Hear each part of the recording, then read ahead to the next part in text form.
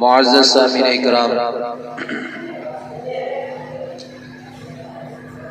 اللہ تبارک و تعالی کا بڑا احسان اور کرم ہے کہ اللہ تبارک و تعالی نے جمعہ کی نسبت سے اپنے گھر کے اندر جمع فرمایا۔ اللہ ہمارے جمع ہونے کو، کہنے کو، سننے کو قبول فرمائے، دنیا و آخرت میں کامیابی کا ذریعہ وہ سبب بنائے۔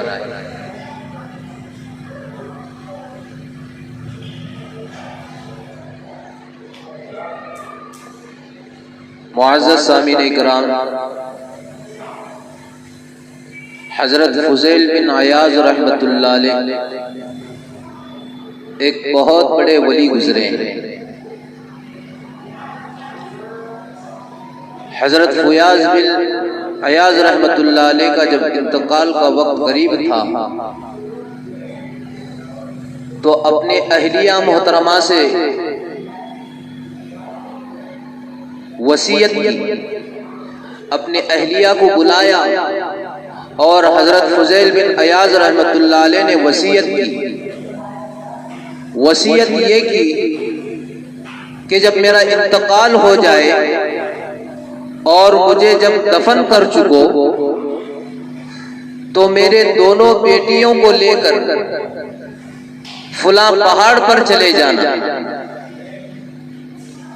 اور جا کر خدا بند سے عرض کرنا کہ مجھے فضیل نے وصیت کی ہے کہ جب تک میں زندہ رہا اپنے طاقت کے مطابق، اپنی حیثیت کے مطابق اپنے بیٹیوں کو اپنے پاس رکھا اور ان کی پرورش کی۔ اب جب تو نے قبر کے قید خانے میں مجھے قید کر دیا ہے تو اب میں دونوں بیٹیوں کو آپ کے حوالے کرتا ہوں، آپ کو واپس دیتا ہوں۔ چنانچہ ان کے اہلیہ نے، ان کی بیوی نے وصیت کے مطابق عمل کیا اور اس جگہ اپنے دونوں لڑکیوں کو لے کر حاضر ہو گئی اور بارگاہ کے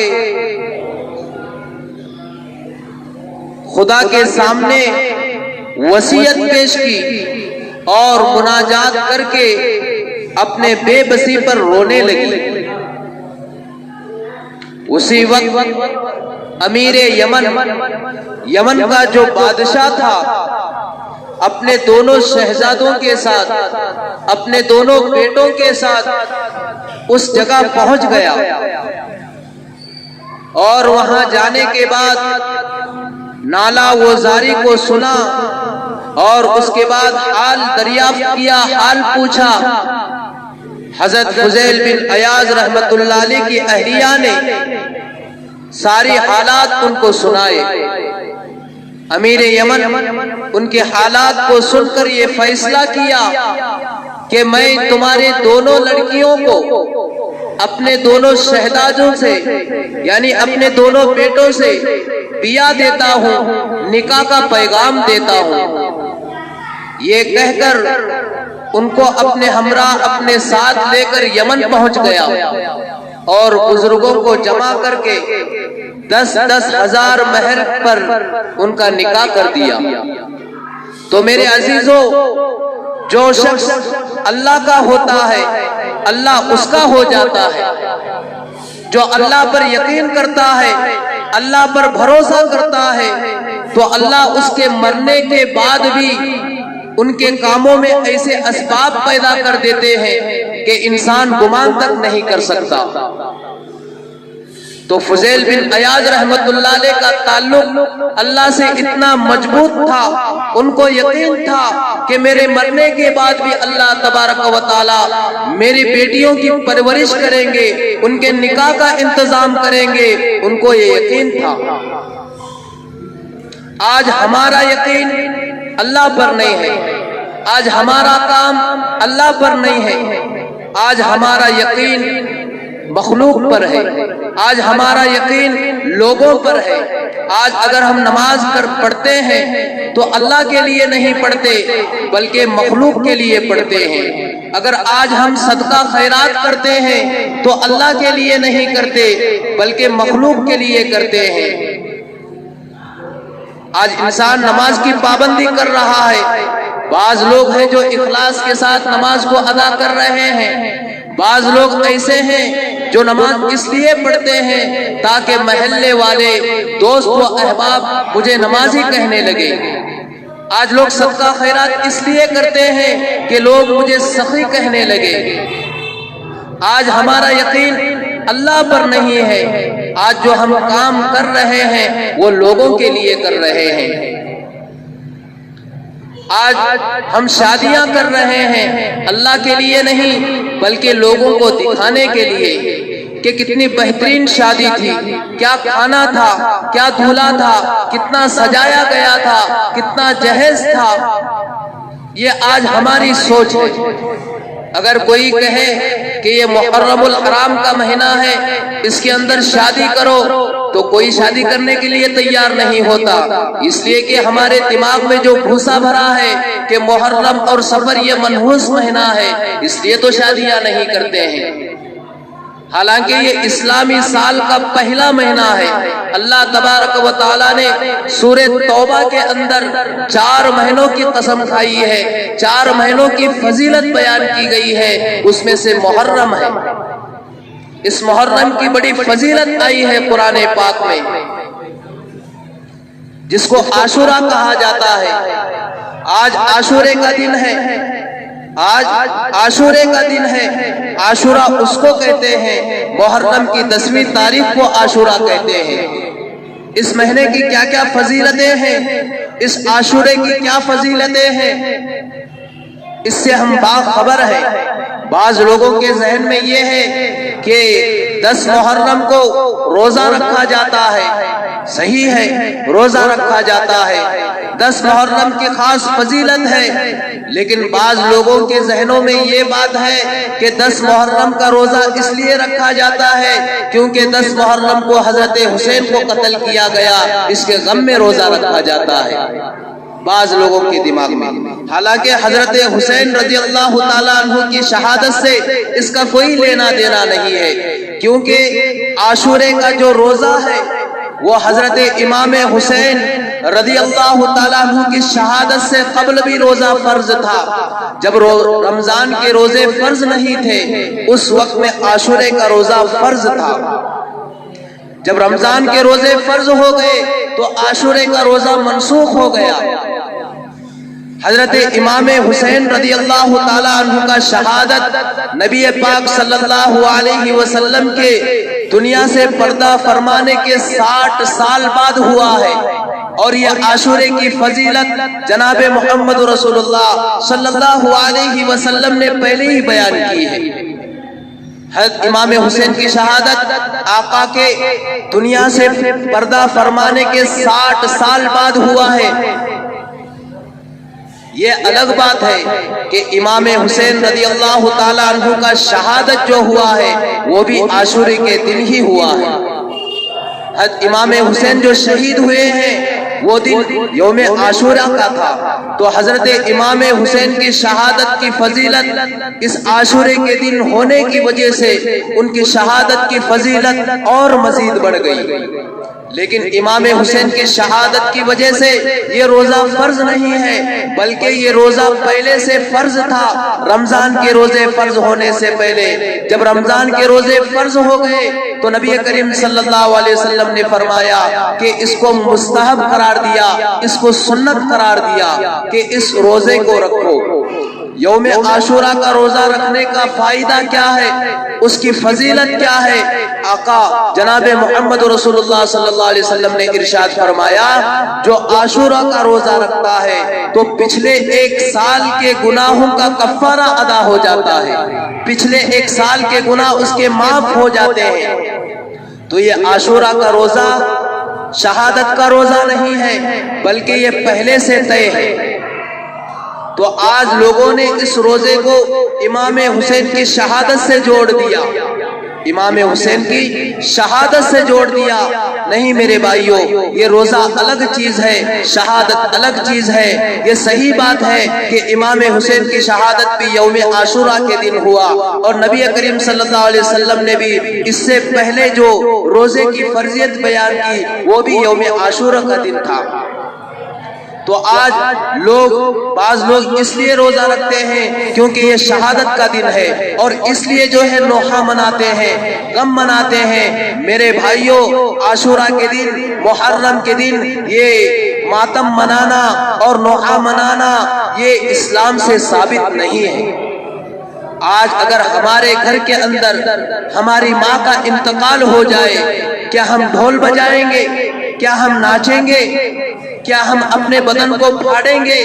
جب ہم اپنی ماں کے لیے یہ چیز برداشت نہیں کر سکتے تو امام حسین جو نبی کریم صلی اللہ علیہ وسلم کے لخت جگر ہے، نواسے ہیں، جو حضرت علی کے بیٹے ہیں، جو حضرت فاطمہ الزہرا کے لاڈلے ہیں، تو ان کے انتقال پر ایسا نوحہ منانا، ایسا ماتم منانا، اپنے جسم کو پھاڑنا اور رونا، ڈھول بجانا، یہ کیسے ہو سکتا ہے؟ جب اپنے بچے کے موت پر ہم نہیں کر سکتے، جب اپنے گھر کے افراد کے موت پر ہم یہ نہیں کر سکتے، تو آل رسول کے لیے آپ ان کا ماتم کیوں مناتے ہیں؟ سوچنے کی بات ہے۔ اسلام کے اندر محرم کے تعلق سے جو فضیلتیں آئی ہے وہ عاشوراء کے تعلق سے آئی ہے، وہ یوم عاشوراء کے تعلق سے آئی ہے، امام حسین کی شہادت پر نہیں آئی ہے۔ ارے غم ان کا منایا جاتا ہے، ماتم ان کا منایا جاتا ہے جو انتقال کر گئے، جو انتقال کر گئے۔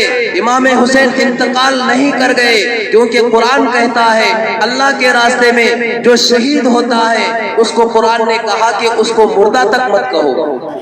جو اللہ کے راستے میں شہید ہوتا ہے، قرآن کہتا ہے کہ اس کو مردہ تک نہ کہو، وہ قبر میں زندہ ہے اور قیامت تک زندہ رہیں گے۔ تو امام حسین کا ماتم منانا، ان کا مذاق اڑانا ایسا ہے جیسے اسلام سے خارج ہونا ہے۔ آل رسول کا مذاق اڑانا، نبی کا نواسے کا مذاق اڑانا تو ہمارے ایمان کا نکلنے کا خطرہ ہے، اسلام سے نکلنے کا خطرہ ہے۔